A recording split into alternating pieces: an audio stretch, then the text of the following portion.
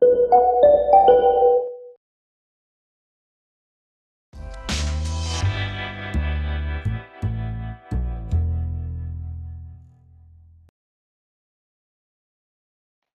muy buenos días. Yo soy Juan José Gómez García. Les voy a platicar un poco del tema de daños en edificación. Primordialmente está enfocada a daños generados por sismos, sin embargo, se puede extender la información a cualquier tipo de evento o de fenómeno que pueda generar fuerzas accidentales o transitorias en estructuras, ¿no? Precisamente vamos a hablar de los tipos y niveles de daño en edificación generada por sismo, ¿no? Y bueno, ya en presentaciones pasadas han visto la cuestión de bueno, cuestiones básicas de sismicidad, cómo se generan, cómo nosotros los medimos y enfocamos esos resultados o esa información para poder eh, diseñar o sobre todo saber cómo impactan esas estructuras en nuestros sismos, ¿no? Entonces, bueno, principalmente vamos a ver dos temas, el tipo de daños y qué los genera y la evaluación del impacto de estos daños en el comportamiento de las edificaciones, ¿no? Entonces, bueno, principalmente, eh, como ya vieron en el tema de sismo y en los temas de estructuración, eh, cuando tiembla lo que pasa es que se mueve el suelo, ¿no? El suelo se acelera hacia un lado y hacia el otro. Dependiendo la intensidad con la que se mueve, pues es la magnitud que va a tener o el impacto que va a tener en nuestras estructuras. Pero bueno, hablando del tema de cómo impacta el sismo, pues el suelo se mueve y lo que hace es excitar las masas de la edificación. Estas masas pues son todo el peso que genera. Por ejemplo, cada losa de una edificación o cada piso de una edificación concentra gran cantidad de masa en lo que son las personas, el propio material con el que está hecho el sistema estructural, el mobiliario, los contenidos, los equipos que albergan las estructuras, todo eso son masas que se concentran en los niveles o en los pisos. Y esos pisos al momento de que el suelo se excita, pues se mueven. Y hay una ley máxima de la mecánica clásica que es fuerza es igual a masa por aceleración. Entonces tenemos masas, que son los pesos de los cuerpos y bueno, del mismo sistema estructural y de las personas que la albergan y de los muebles. Y tenemos una aceleración que es cuando lo mueve el suelo. Y como les comentaba, no nada más podemos hablar de sismo, también se puede hablar del impacto del viento. El impacto del viento lo que hace es, de un estado de reposo, mueva la estructura y pues le genera aceleraciones, ¿no? Entonces, esas aceleraciones por las masas son transmitidas en fuerzas. Y bueno, otra de las leyes básicas de la mecánica clásica es que si existe una aceleración, existe también un desplazamiento, ¿no? Porque un cuerpo al momento de acelerarse se desplaza. Y es lo que pasa en nuestras estructuras, como en ese ejemplo que vemos en la diapositiva, que es un ejemplo de una edificación, vemos que como si el suelo se acelera, se empiezan a mover las masas y hasta arriba hay un desplazamiento del nivel, ¿no? Ejemplificando en el último nivel el desplazamiento máximo de la estructura, ¿no? Entonces, si tenemos desplazamientos y tenemos fuerzas, como les comentaba, hay una ecuación de la mecánica clásica que nos dice que la fuerza por el desplazamiento es igual a energía. Entonces, bajo estos dos principios podemos decir que el sismo es energía, ¿no? Y hay otra básica de la mecánica clásica que dice que la energía no se crea ni se destruye, únicamente se transforma, ¿no? Entonces, ¿qué pasa cuando un sismo impacta una edificación? ¿A dónde se va toda esa energía? De alguna manera se tiene que disipar, ya sea en alguna forma o en alguna presentación de la energía, ¿no? Entonces, bueno, en primera instancia, al momento de que se mueve el cuerpo, se mueven las masas de las losas y todos los elementos estructurales, eso es energía, es una forma en la que disipa la edificación la energía del sismo y es la energía cinética, ¿no? Entonces, en primera parte, la energía del sismo se disipa en movimiento. Posteriormente, también hay otro tipo de energía que disipa la estructura, que es la interacción de todos los sistemas estructurales, ¿no? Tal vez la fricción entre los elementos, tal vez el comportamiento entre materiales, como tal vez el concreto en los agregados y el cemento y la varilla, la mampostería. Todo tipo de esos elementos tienen interacción entre ellos, y pues tal vez por fricción, por comportamiento como de amortiguamiento va a disipar energía, que nosotros le llamamos energía de amortiguación. Pero eso tal vez, eso no es suficiente. También se disipa gran parte de energía en la elasticidad de los materiales.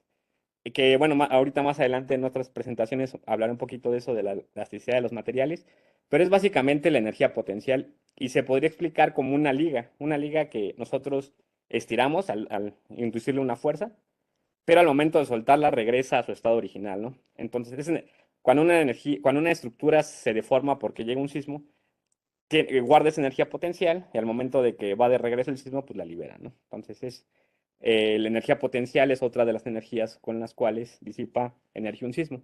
Sin embargo, a veces no es suficiente dependiendo de cómo está diseñada la estructura, cómo está estructurada o cómo fue construida. No es suficiente con estos tres elementos de disipación de energía del sismo y entra un cuarto, que es el daño, ¿no?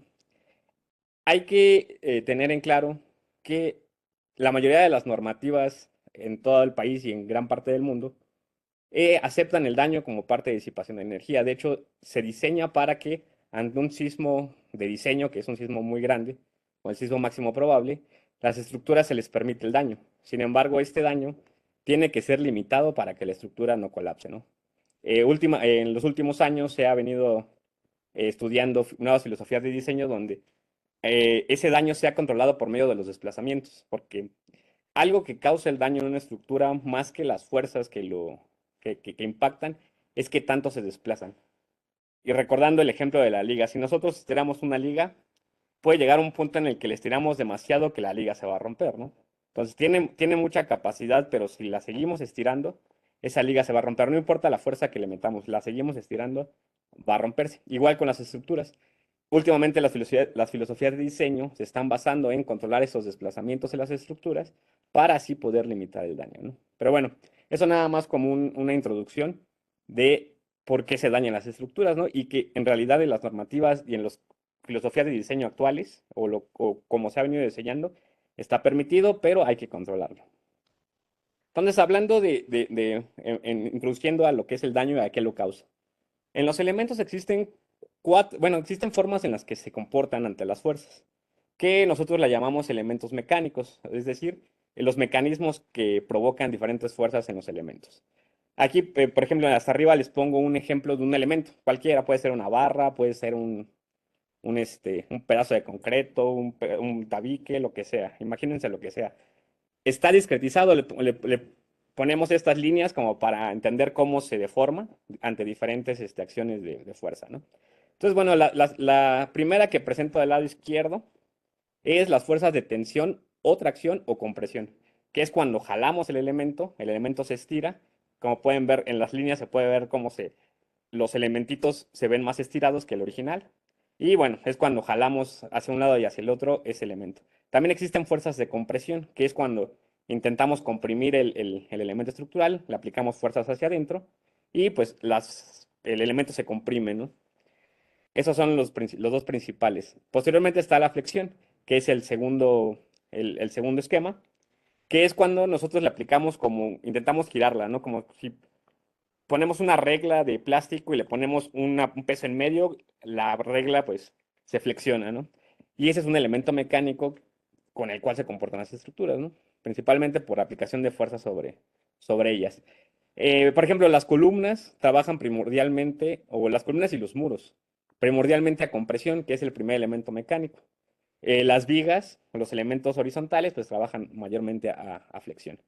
Pero existen otros dos elementos mecánicos que son, digamos, los que tenemos un poco de más cuidado porque fallan súbitamente, que es el cortante y la torsión. De hecho, podemos decir que son primos.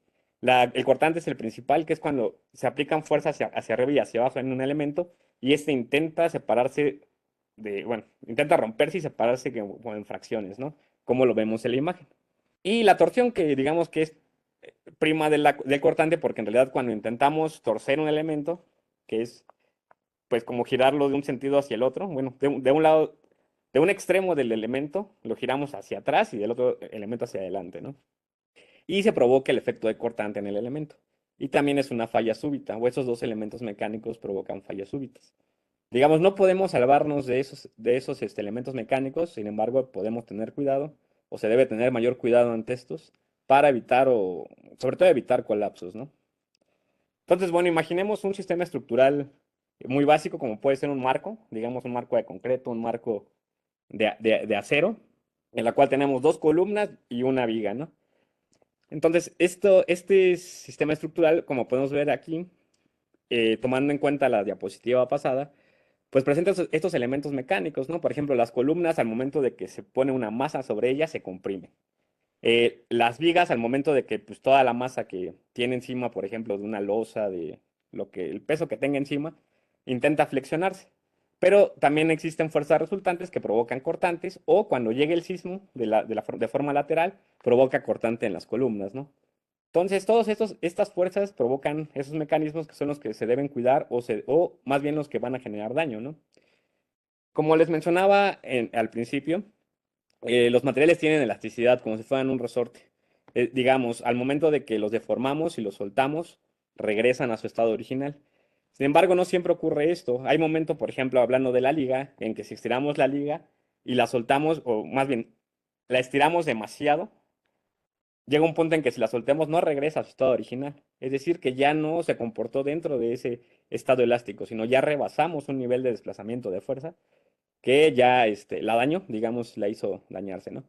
Entonces, hablando un poco de esto, por ejemplo, aquí tenemos curvas de cómo se deforman los elementos o los materiales. Por ejemplo, del lado izquierdo tenemos una curva de cómo se deforma el acero, más o menos explicando a grosso modo de manera ilustrativa. Si podemos ver en la primera gráfica,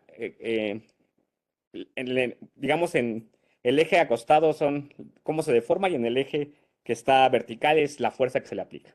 Al principio es una línea, ¿no? Digamos, de cero a la letra A es una línea. Es decir, que si le aplicamos fuerza a un material y la soltamos, va a regresar al cero. Pero llega un punto en el que de B a C, en que el elemento, al momento de seguirlo estirando, ya no va a regresar a su estado original, que digamos es un estado de fluencia. Se le llama así en el área de la ingeniería estructural. Y bueno, se le puede seguir aplicando fuerza hasta que se rompe, en la fractura en el nodo E.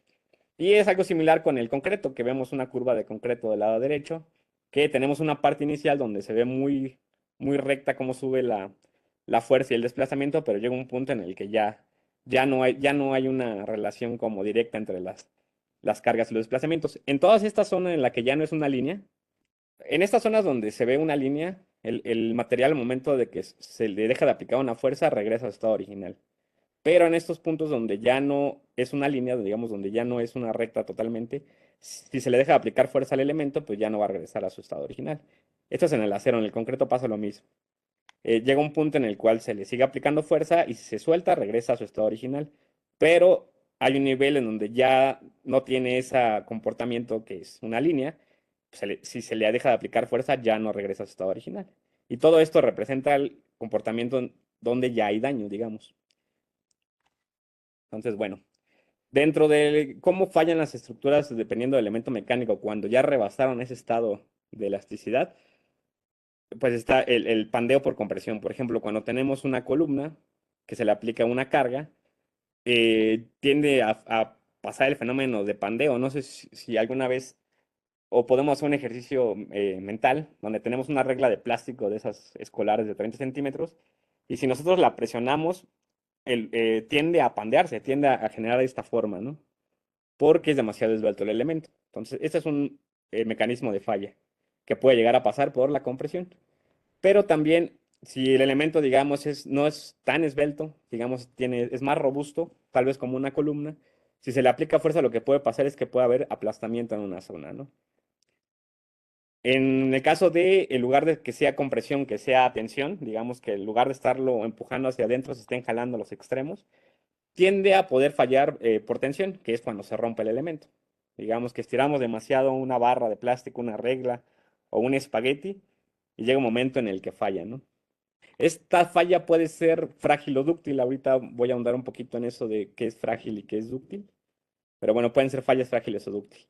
Las fallas por cortante, cuando se le aplica una fuerza lateral a un elemento y su resistencia no es óptima para cortante, pues tienden a aparecer estas grietas diagonales y pues esta sección del elemento quiere desplazarse con respecto a esta. Estas siempre son fallas frágiles. Y ahorita, como les comentaba, voy a ahondar en qué es fragilidad y qué es ductilidad. Y bueno, las fallas por flexión. Pasa que cuando un elemento se flexiona, llega un punto en que se empieza a agrietar.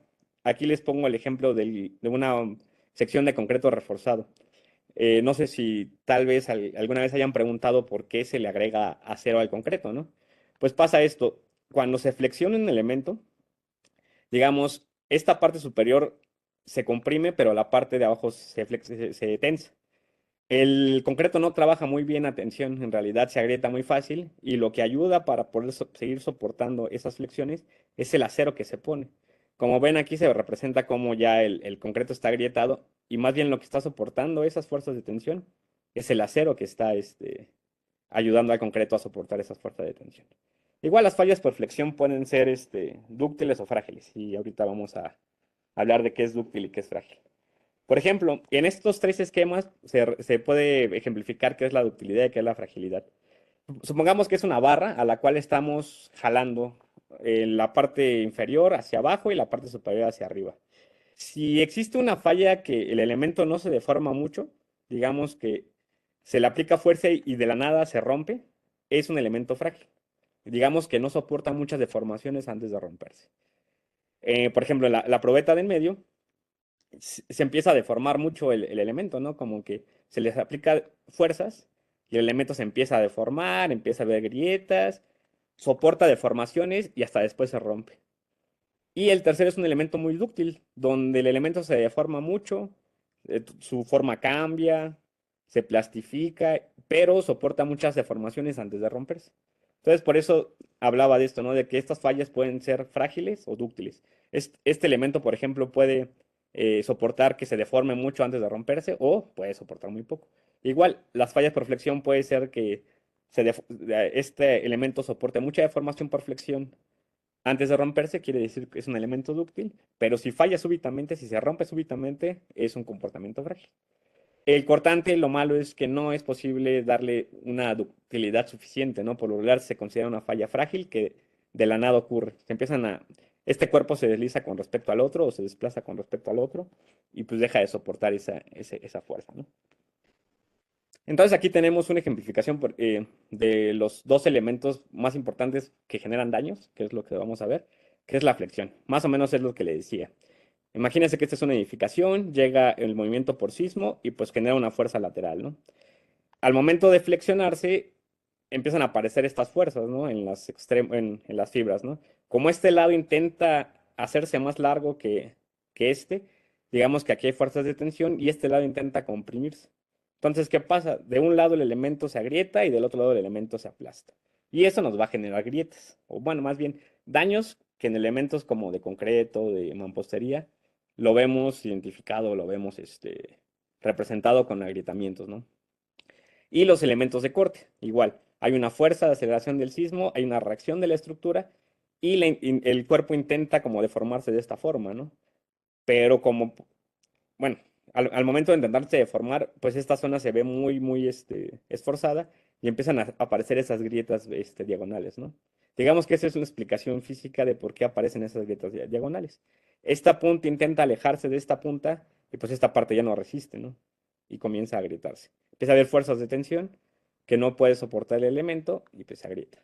Y las esquinas pues se comprimen. Entonces, bueno, dentro de los daños sí hay como debe haber un, un esquema de cómo vamos a tomar los daños, cuáles daños son más importantes o qué consecuencias pueden tener estos daños en diferentes elementos. Por ejemplo, no es lo mismo una columna que una trave, ¿no? Digamos, en cuestión de los daños que debemos controlar.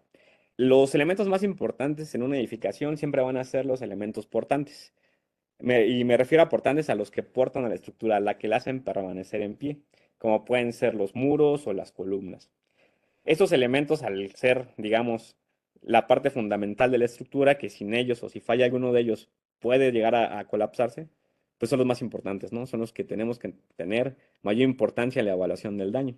Entonces, columnas, muros estructurales, las traves son importantes, pero digamos, si llega a fallar una trave, puede ser que el sistema pues pueda seguir soportando sin que se caiga, ¿no? Pero si falla una columna, pues es muy probable que haya inestabilidad en la estructura y caiga, ¿no?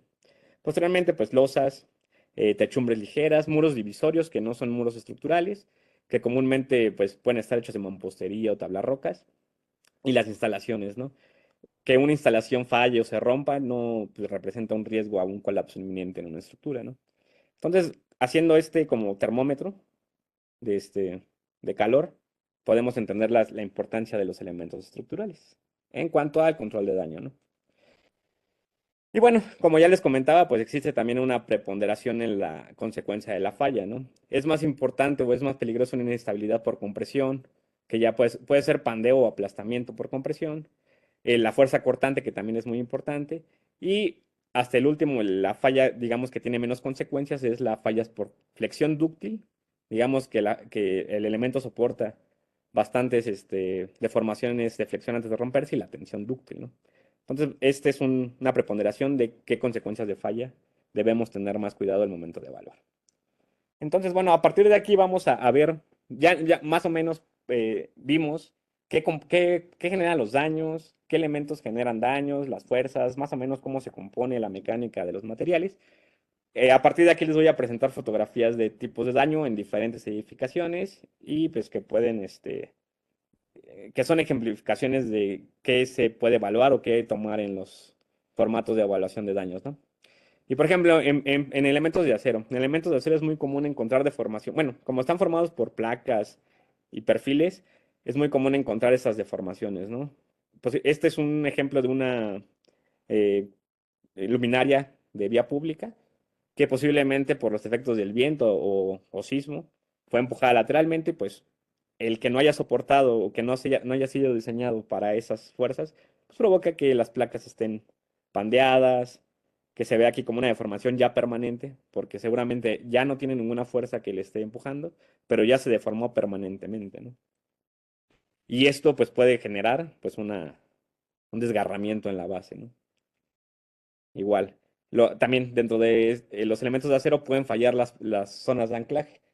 Las zonas de anclaje o las conexiones en las estructuras de acero son de gran importancia, ya que si están mal diseñadas o si no tienen la cantidad de acero suficiente ante efectos de sismo o viento, pues pueden romperse, ¿no? Algo también importante aquí que se ve es que el material se ve muy deteriorado por corrosión. El problema de la corrosión en elementos de acero pues es bastante importante, ya que pues, pierden las propiedades mecánicas necesarias para o por las que fueron diseñadas. Por eso es importante siempre tener un mantenimiento efectivo, sobre todo en materiales que se puedan corroer, ¿no? Fallas en soldaduras. Es también muy común que si las fuerzas que se le aplican a la estructura pues superan a lo que están diseñadas, pues justo en las conexiones es donde se rompen, ¿no?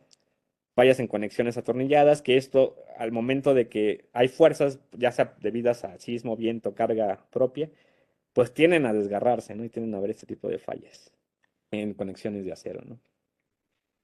Y bueno, en tipo de fallas de concreto, ya los había mencionado anteriormente, pero pues son los más comunes o los más importantes es las fallas por compresión, las fallas por cortante, las fallas por adherencia, que es en estas, bueno, en esta zona del concreto es donde se concentran las barras de acero de refuerzo, como les comentaba. Entonces, muchas veces lo que pasa, que las fuerzas son demasiadas que ya no existe adherencia perfecta entre el concreto y el acero. Y la adherencia quiere decir que trabajan en conjunto. Tal vez han visto que las barras de acero no son lisas, son corrugadas. Tienen unas corrugaciones como unos bordes a lo largo de todas las barras de acero o las varillas de acero. Esas corrugaciones tienen la intención de que el concreto y el acero trabajen al mismo tiempo. Pero puede llegar a pasar que las fuerzas del sismo, del viento, de lo que sea, del fenómeno que sea, superen a las capacidades del concreto y del acero y ya no trabajen en conjunto. Entonces aparecen estas grietas, ¿no? Como en los bordes. Y las grietas por flexión, al momento de que un elemento se flexiona, como lo pudimos ver en las primeras presentaciones, aparecen grietas abajo, ¿no? Digamos que esa es la parte de abajo donde se está flexionando. Y pues estas grietas horizontales en un elemento vertical son grietas asociadas por flexión. Del concreto lo que tenemos que tomar en cuenta es la forma de la grieta, su distribución, la cantidad de grietas y el ancho de grieta, ya que esas distribuciones y cantidades son los que nos van a indicar qué tan dañado es un elemento, qué tanta capacidad de carga todavía tiene, ¿no? Entonces aquí vamos a ejemplificar fallas en elementos de concreto, que pueden ser fallas por flexión. Aquí es una fotografía de pruebas experimentales. Se le está aplicando una fuerza al elemento estructural así, se flexiona la columna o este elemento y se empiezan a generar grietas aquí horizontales, ¿no? No sé si las pueden alcanzar a ver. Y aquí se ve una falla por aplastamiento. Las fallas por cortante se ven así. Si los pueden ver son grietas diagonales a lo largo del elemento. Y pues igual se generan por las fuerzas laterales que se le aplican, ¿no? fallas por compresión o flexocompresión, porque también los elementos que les presentaba al principio pueden ir combinados. Dentro de la estructura, un elemento puede tener o puede ser sometido a fuerzas de compresión y flexión, tensión, y las combinaciones entre ellos también pueden ser importantes, o más bien son importantes para el cómo se van a comportar. Del lado izquierdo tenemos una falla por compresión, en donde el elemento o esta columna tuvo una fuerza de compresión tan grande que se aplastó el concreto, se pandearon las barras de refuerzo, y pues este elemento ya no tiene capacidad de carga, ¿no? En este lado pues se puede ver un elemento que se ve como flexionado, pero también comprimido, que digamos es la interacción de los dos elementos mecánicos, ¿no? De las dos fuerzas. Estas fotografías son del sismo de Turquía del 99. Igual fallas de aplastamiento en la columna por compresión. Aquí podemos ver cómo, bueno, esta columna está fallada en su extremo. Y aquí pues una ejemplificación, ¿no? El concreto ya explotó, ya no tiene nada de concreto. Las barras de acero, como son muy esbeltas, pues se pandean. Y pues este elemento prácticamente ya no tiene capacidad de carga. Ya no se puede considerar que aporta fuerza o aporta capacidad a la estructura. Y es muy posible que porque falla esta columna haya problemas de estabilidad. De hecho, se alcanza a ver más o menos aquí, esos son canceles que seguramente como este nodo ya perdió capacidad o esta unión columna con las vigas perdió capacidad, toda la estructura se hizo hacia abajo. Y aquí se puede percibir cómo se ven los canceles, ¿no? De que ya no tiene estabilidad esta zona de la estructura. Igual fallas por cortante y por compresión, sobre todo si los elementos son muy esbeltos, se puede ver cómo esto puede llegar a ser importante. Y esta pérdida de verticalidad en la estructura pues puede traer problemas de estabilidad estructural, ¿no? Fallas de conexiones, que esta fotografía al parecer creo que ya fue mostrada, es del 1985 aquí en Ciudad de México, en donde fallaron las conexiones, ¿no? No estaban diseñadas de manera correcta y pues fallaron las conexiones y se ve que esta zona pues ya, este piso ya está deformado y se ve como hacia abajo, ¿no? Esta edificación, a pesar de que permanezca en pie, pues ya no tiene estabilidad estructural, ¿no? Aquí unas fotografías de ensayos experimentales que se han hecho en elementos de columna, aplicándoles fuerzas como si fueran sismos o simulando fuerzas sísmicas. Y se pueden ver todos estos tipos de grietas que se generan, ¿no? Debido a este tipo de elementos. Falla por cortante, como pueden ver de nuevo, las grietas verticales, digo las grietas diagonales, perdón. Y falla por compresión y por pandeo de las barras. Cuando se pierde el concreto, pues ya no hay trabajo conjunto del concreto y del acero, ¿no? Entonces las barras al ser demasiado esbeltas pues tienden a pandearse. Entonces ya no hay una interacción que soporte la carga o que soporte la compresión. Y pues este elemento prácticamente ya no tiene capacidad de carga. Igual pandea en estribos debido a compresión o flexiones. Fallas por flexión y sobre todo en las zonas, digamos, extremas de los elementos es donde más se concentran fuerzas como el cortante o las fuerzas de momento, o las fuerzas flexionantes. Entonces es muy común que en los extremos se puedan ver las fallas de, de los elementos, que en el área de la ingeniería estructural nosotros la llamamos articulaciones plásticas, ¿no? Digamos que de ser una zona rígida, esto ya es como si fuera una bisagra, ¿no? Pérdidas de recubrimientos y el concreto que estaba fuera de los estribos, de todo el armado de acero, perdió capacidad, pues se pierde todo ese concreto y pues ya no es toda la sección que estaba trabajando, ¿no? Y pues tiende a tener menos resistencia. Fallas por flexión, igual como pueden ver, empieza con grietas como horizontales al elemento y pues empieza a aplastar el concreto. Estas grietas son típicas de flexión. Mecanismos de colapso por articulación, bueno, creo que en la presentación pasada vieron un poco de la estructuración y los problemas de vulnerabilidad, y pues esto puede generar, ¿no? Que haya una planta baja débil, digamos que esto no sea suficientemente rígido como esta zona, pues tiende a que fallen estos elementos, ¿no? Que es planta baja débil. Y como lo pueden ver, es muy común que los elementos, sobre todo, digamos, de concreto o de acero que sean como columnas otra vez, fallen en los extremos, ¿no? Porque ahí se concentra la mayor cantidad de esfuerzos. Fallas por flexión en columna, igual como podemos ver en los extremos, es donde más se presenta el daño. Fallas por compresión en columnas, aquí por cortante, no sé si puedan ver, una falla por cortante. Y como les comentaba, las fallas por cortante son en realidad el dolor de cabeza de las estructuras, porque son fallas súbitas, son fallas que no avisan antes de que sucedan. A diferencia, por ejemplo, de las fallas por flexión, que nosotros podemos ver cómo se está deformando una viga o una columna si se está sometiendo a mucha flexión antes de que se rompa, pero las fallas por cortante no avisan.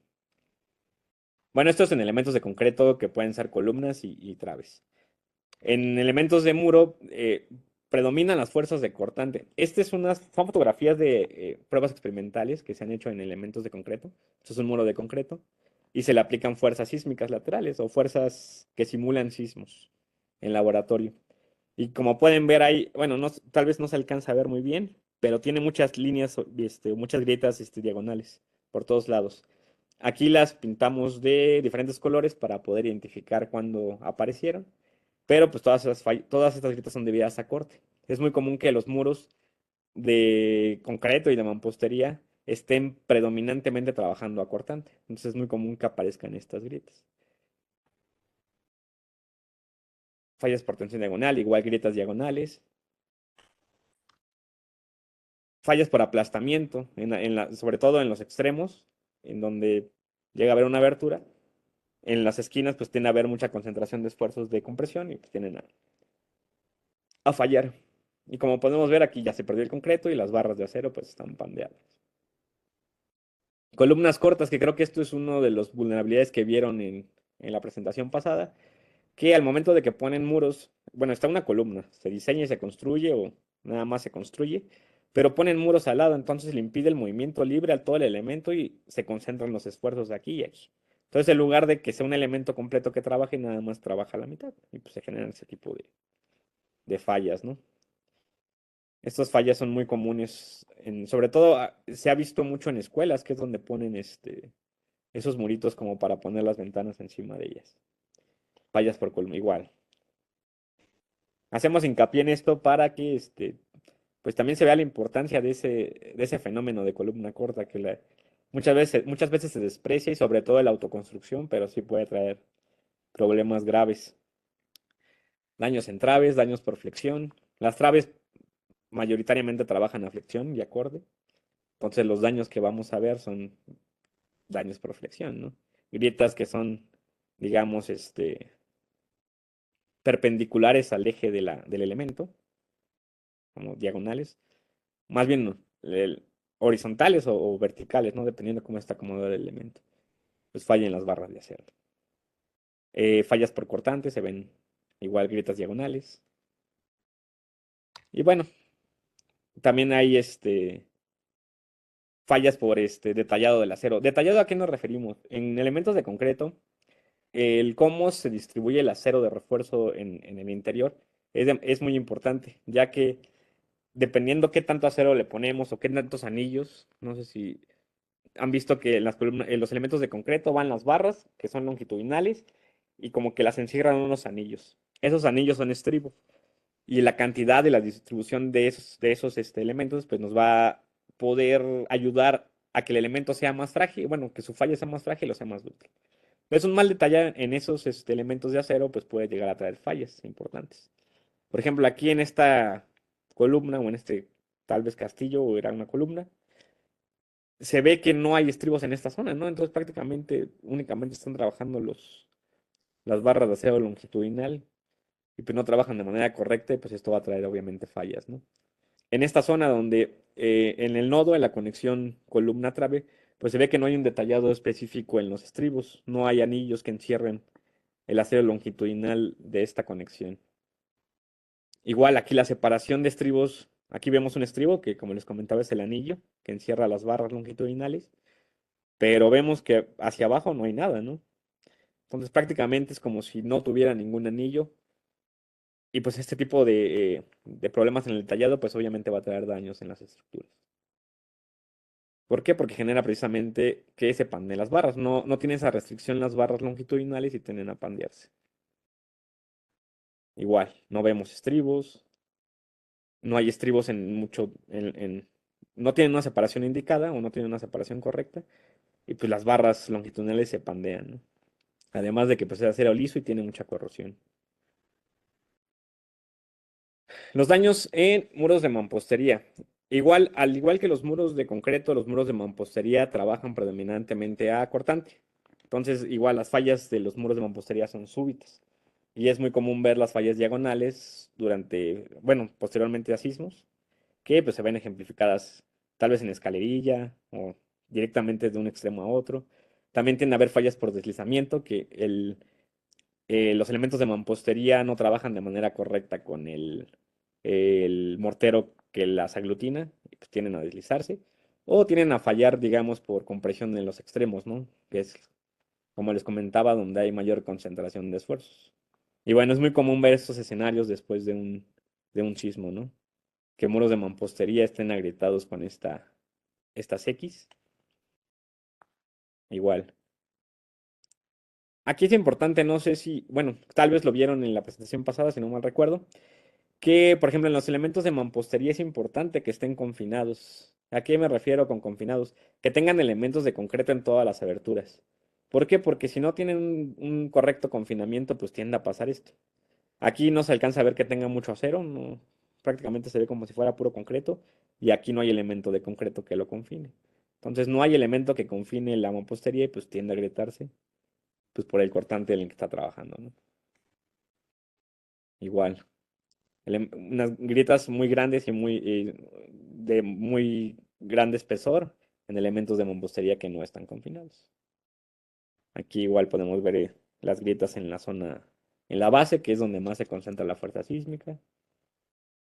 Y bueno, no nada más los sismos provocan ese tipo de grietas, sino también asentamientos diferenciales, que eso nos referimos cuando el suelo de una estructura, digamos, no está tal vez bien compactado, no está trabajando de manera homogénea en toda la planta de la vivienda, de la edificación, y hay zonas que se hunden más que otras, tal vez porque el suelo es demasiado arcilloso, eh, es muy blando, pues, y el mismo peso de la estructura, pues, lo hace inclinarse hacia un lado más que el otro y empiezan a aparecer estas grietas, ¿no? A diferencia de las grietas de cortante que se ven en sismos, son hacia un lado nada más, ¿no? Y es hacia donde la estructura se está hundiendo. Si recuerdan en los daños por sismo se ve otra grieta que cierra la X, ¿no? Comúnmente cuando se ve nada más una grieta diagonal, nos puede dar un indicativo de que esa casa tiene un asentamiento en uno de los extremos de la estructura, ¿no?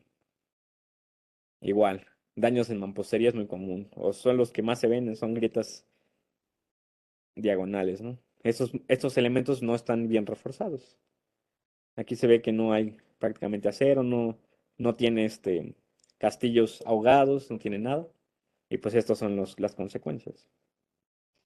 La mampostería simple que no tiene nada de refuerzo, esta prácticamente no soporta mucho por el misma fuerza de la misma fuerza cortante, pues se tiende a perder y pues esto ya no tiene capacidad de carga alguna, ¿no? Y bueno, los colapsos por esos elementos o esos daños, ¿no? Si no se controlan suficiente o no hay un control de esos daños o no fue diseñada de manera correcta, pues trágicamente lo que llega a pasar son estas imágenes que es muy común o ha sido muy común verla en sismos, tanto en el 85 como en el 17, ¿no? Y en otros sismos alrededor del mundo, no nada más en México sucede ese tipo de situaciones, ¿no?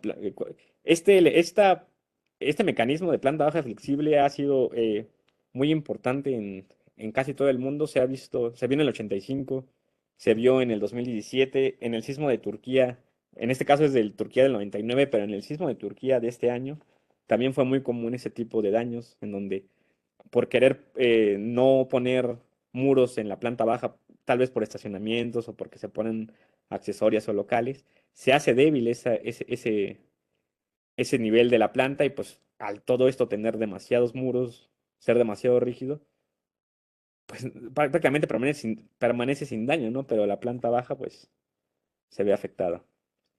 Colapsos por planta baja flexible siempre se han visto. Entonces, bueno, también hay daños en elementos no estructurales. Esos también son importantes, ya que a pesar de que no va a haber un colapso de la estructura, sí pueden llegar a lastimar a personas, ¿no? Tal vez, por ejemplo, es muy común que se pongan muros de mampostería entre columnas de concreto, que no tienen una función de carga estructural, pero tal vez sean, o ya sean divisorios o sean para hacerlo más rígido. Que se marcan, se empiezan a marcar grietas y posiblemente para cuestiones psicológicas puedan llegar a ser una señal de alarma.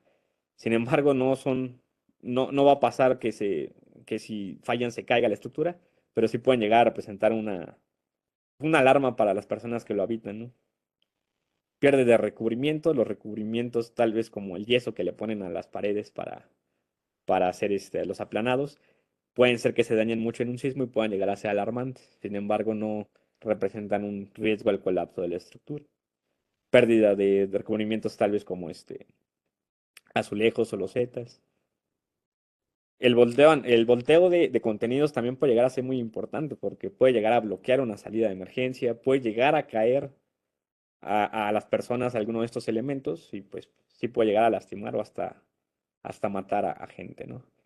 El equipo muchas veces es importante. Tal vez en una casa habitación, pues sí hay cosas de valor, tal vez los equipos de televisión o de audio, pero por ejemplo en hospitales puede llegar a ser importante que el equipo o los equipos se dañen, ¿no? Pues es importante tener mucho cuidado en eso. Colapso de plafones, eso es muy común. Siempre se ve en los sismos que los plafones, al no estar diseñados para las aceleraciones de sismos, pues es muy común que se vea que se caigan, sin embargo, no representan un riesgo a la estructura. Y bueno, fallas en las cimentaciones, ¿no? A veces el sismo llega a ser demasiado fuerte, que daña el sistema de cimentación, lo que no se ve, lo que está por debajo de la estructura. Se puede ver que tal vez la calle llegue a emerger con respecto a la estructura, o la estructura emerja o se hunda, ¿no? Y es muy común ver este tipo de fallas también. Que la cimentación sea la que falle, por la ecuación de arenas. Bueno, es un fenómeno que se da en las arenas, que pierde estabilidad o pierde capacidad de carga y se llegan a caer los edificios completos, sin que no haya daño en ningún elemento estructural, pero la cimentación es la que falla, ¿no? Y bueno, deterioro en materiales es también importante. Como les comentaba al principio, la corrosión es un enemigo de las estructuras. Si no se trata o no se da mantenimiento constante, pues puede llegar a ser bastante perjudicial. Eh, Muchas veces no se le da el mantenimiento y se empieza a descubrir el acero de refuerzo y este acero se empieza a corroer, empieza a perder capacidad y puede llegar a tener graves daños. Degradación de materiales, sobre todo en materiales de autoconstrucción como el adobe, hay que tener mucho cuidado porque la misma lluvia, tal vez inundaciones, empiecen a desgastar el material, pues pierden capacidad de carga, ¿no? La calidad de los materiales, tienen que tener una supervisión los materiales al momento de construirla porque si no pueden a llegar a tener fallas importantes debido a esa, a esa mala calidad. Y bueno, ya por último, ¿qué se ha hecho en relación a de que ya conocemos los daños, qué los generan, pero cómo podemos evaluar hasta qué nivel o qué nivel de daño tienen una estructura para poder decir, bueno, podemos evaluar en el nivel uno 2 3 o 4 dependiendo de los niveles de daño que tienen? Entonces, a raíz de estudios experimentales o con base en estudios experimentales, se ha visto cómo se comportan estructuras y se ha caracterizado sus fallas, ¿no? Sus grietas, se han medido y se han relacionado con qué fuerza se las aplica y todo, ¿no? Aquí tenemos un ejemplo de un muro de mampostería que se le fue aplicando carga vertical muy controlada. Como pueden ver, se va agrietando, se le aplica más carga, se agrieta más, se le aplica aún más carga y se agrieta más. Entonces, de los experimentos podemos obtener curvas donde podemos relacionar el nivel de fuerza que se le está aplicando con el desplazamiento. Y esto con las grietas que aparecen, ¿no? Por ejemplo, en esta zona podemos ver que la estructura toma mucha fuerza, llega a su fuerza máxima y todavía tiene capacidad de carga, ¿no? Pero aquí empieza a caer. Y que empieza a caer la carga es que empieza a perder capacidad. Como podemos relacionar esos daños que tiene con qué tanta carga residual o cuál es su fuerza residual que tiene aún, ¿no? Entonces, bueno, en base a estos estudios experimentales se determinaron niveles de daño. Y bueno, se han separado en dos, como les platicaba al principio. Depende del cómo se comporte el elemento, si es dúctil o si es frágil. Hay diferentes enfoques de verlo. Y se han propuesto 5 niveles de daño, al menos en algunas formas de evaluación, y se relacionan con las curvas experimentales que les mostraba anteriormente, ¿no? Entonces hay nivel del 1 al 5. Y se tienen estas clasificaciones de daño. Por ejemplo, en elementos de comportamiento dúctil, que tienen un buen comportamiento, tal vez como traves, columnas bien diseñadas, El nivel uno hay grietas, un nivel uno de daño, perdón, hay grietas, pero son menores a 0.5 milímetros, ¿no? Un nivel 2 se observan grietas con anchos entre 0.5 y 1 milímetro. En el nivel 3 ya se observan agrietamientos severos con anchos entre 1 milímetro y 5 milímetros y se observan desprendimientos en elementos de concreto, ¿no? Un nivel 4 se observa mucho agrietamiento, el ancho de grieta es mayor a 5 milímetros y bueno, ya las barras de acero se encuentran expuestas, ¿no? Como en las fotografías que mostraba al principio. Y bueno, ya un nivel 5 ya es un nivel en el que ya la estructura ya no tiene capacidad alguna, el concreto está aplastado, las traves, el acero de refuerzo ya está totalmente pandeado y es un nivel de daño muy severo, ¿no? Y los elementos de comportamiento frágil, que es como tal vez los muros de mampostería o muros de concreto, o elementos mal diseñados o con baja ductilidad, tienen otro criterio, ya que pues, su curva es diferente, ¿no? Como que sube la carga y abruptamente cae la capacidad de carga, ¿no? Después de un desplazamiento. Y se tienen estos parámetros. La clasificación uno de daño hay agrietamientos y se observan en ancho menor a 0.2 milímetros. Si recuerdan, el otro era 0.5, o sea, las grietas, digamos, nos volvemos más estrictos en el ancho de grieta para definir el nivel de daño en elementos dúctiles, digo frágiles. En nivel 2 se observan grietas entre 0.2 y 1 milímetros. En el nivel 3 se observan agrietamientos severos entre de 1 a 2 milímetros. Igual, si observan los anchos de grietas son menores. Nos volvemos más estrictos ya que las fallas frágiles son súbitas y son indeseables. El nivel 4 grietas mayor a 2 milímetros. Y el nivel 5 pues igual, aplastamiento del concreto, deformación vertical en columnas y muros estructurales y exposición de acero de refuerzo. Entonces, hablando de eso, por ejemplo, tenemos aquí ejemplos de clasificación de daño. Tenemos esta columna que tiene grietas, tal vez entre 1 y 2 milímetros, y pues, se puede, midiendo la grieta y viendo las formas de grieta que tiene y los anchos, pues podemos clasificarla en un nivel 3. Un nivel 4 ya es un elemento en el que ya está expuesto el acero, demasiadas grietas. Aún no se pandean y no hay pérdida de verticalidad, pero pues ya es un daño muy severo. Y pues un nivel 5, ¿no? Donde ya el elemento ya perdió totalmente su verticalidad, el acero ya está totalmente pandeado, las grietas ya no son, ya superan mucho más de los 5 milímetros, ¿no? Igual en muros de mampostería, las grietas son demasiado anchas y se puede observar como que ya perdió totalmente su verticalidad, ¿no?